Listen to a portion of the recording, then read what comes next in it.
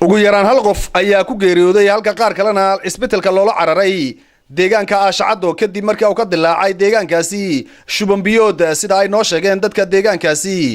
maayirka degmada Saylac Saacad Daahir Cige iyo madaxa isbitaalka magaalada Saylac Maxamed Kala Cali oo deegaankaasi booqday ayaa waxa ay ka warameen xaaladda caafimaad ee deegaankaasi aaska marxuum Xasan Cali oo xabaasi joogno marxuumkaas oo u geeriyooday shuban biyood ku dhacay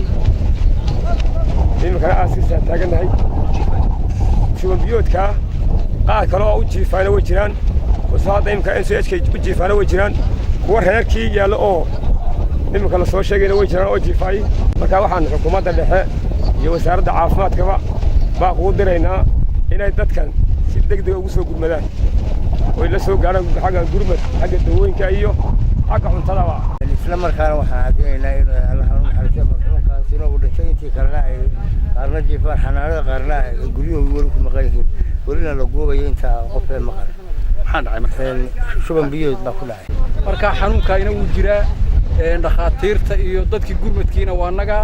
aaska imika joognaa wixii lala soo gaari kare ee maaragtaanay halala soo gaaro loo soo gurmado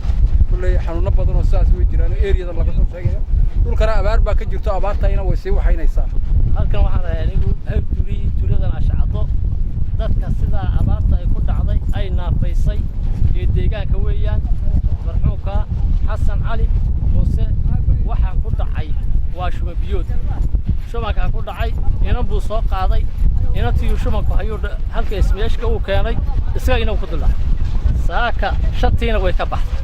deegaanka oo dhan bay waxaas iyuu ka siban yahay Allah hadda uu gargaaro qoysku ka baxayna sabir yeeban Allah ka siiyo waxaan u cabanaynaa dawladda iyo hay'adaha caalamiga hal soo gaaraan dadkana dawo